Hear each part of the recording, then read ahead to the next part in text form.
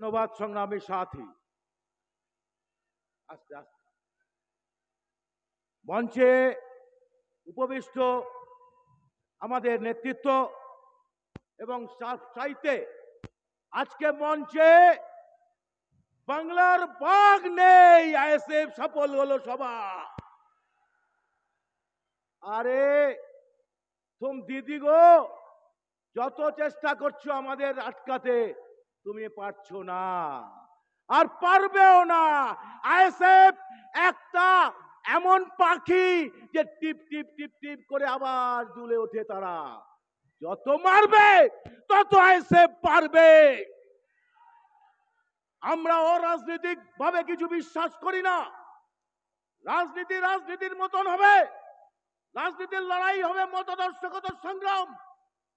কিন্তু যারা এই অভয়া কাণ্ডকে সামনে নিয়ে হাজির হয়েছিলেন যে এই তিলোত্তমার বিচারে কলকাতার রাজপথে ঝান্ডা ছাড়া মানুষের জনজোয়ার ঘটেছিল 14ই আগস্ট সারা পশ্চিমবঙ্গে, কিন্তু গতকাল আমরা লক্ষ্য করলাম যে অরাজনৈতিকভাবে লড়াইয়ে কখনো জয় ছিনিয়ে নিয়ে আসা যায় না। কারণ যখন একটা কেন্দ্রের সরকার আর রাজ্যের সরকার সেটিং এর রাজনীতি করে, তখন অভয়ার মা তিলোত্তমা বিচার পায় না। এটা প্রমাণিত সত্য। অনেকে আপনাদের মধ্যে ভাবাবেগ আছে যে সিবিআই হয়তো সবকিছু করে দেবে, কিন্তু বুঝবেন না যে আজকে খাদ্য, বস্ত্র, বাসস্থান ৭৭ বছর পরেও ১৪০ কোটি দেশের মানুষের সমস্যার সমাধান হয়নি। এটা হচ্ছে প্রিন্সিপাল ডিমান্ড। আজকে সেই হয়নি কেন? এই ব্যবস্থাটা শাসন করছে মুষ্টিমেয় ৩০% মানুষ, যারা আমাদের দেশের ৭০% সম্পদের অধিকারী হয়ে রয়েছে। তাদের দাসত্ব করছে ওই মোদি অমিত শাহ সরকার। আর মোদি অমিত শাহ সরকারকে সমস্ত রসদ যোগাচ্ছে মমতা ব্যানার্জি, এই তৃণমূল। আমরা ২১ সালের নির্বাচনে পার্টি প্রতিষ্ঠার পর আমরা যারা ক্যান্ডিডেট ছিলাম, আমরা বলিষ্ঠভাবে বলেছিলাম এ রাজ্যে একটা বিজেমূল সরকার চলছে। কোনোদিন এখানে আপনারা যদি তৃণমূলকে না হাঁটাতে পারেন, বিজেপি পরাস্ত হবে না। বিজেপিকে মূল শত্রু, সেই বিজেপিকে আড়াল করে রেখেছে এই তৃণমূল সরকার।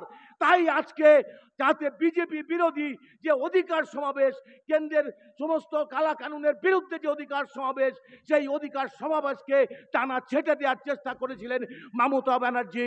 তিনি ভেবেছিলেন যে আইএসএফ এর টান্ডা ছেটে দেওয়া মানে দেখো মোহন ভাগবত আমার পিছনে আছে ওই বিশেষ সংখ্যালঘু সম্প্রদায়, নওশাদের পিছনে নেই।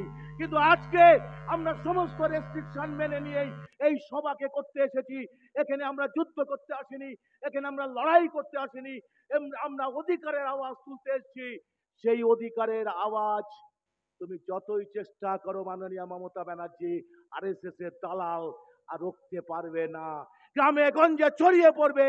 আজকের থেকে আমি আওয়াজ তুলছি, অভয়ের মা যে কথা আজকে বুঝতে পেরেছেন যে দিদি মোদি সেটিং, তাই আমার মেয়ের বিচার হলো না, এটা বুঝেছেন, আপনারা দেখেছেন। আমরা তো বলেছিলাম, তাহলে কাজটা কি? শুধু কি অভয়ের বিচার? আজকে যতক্ষণ পর্যন্ত স্বাস্থ্য দপ্তরের মন্ত্রী পদত্যাগ না করছে, ওই স্যালাইন কাণ্ডে বিষ মিশিয়ে মেরে ফেলা হচ্ছে। জানে না মাননীয় মমতা ব্যানার্জি আজকে আইএসএফ এখানে সমাবেশ করবে, এটা উনি জানতে পারে। তার জন্য রাজ্য সরকারের উকিল দাঁড় করিয়ে এটাকে বাধা দেওয়ার চেষ্টা করতে পারেন।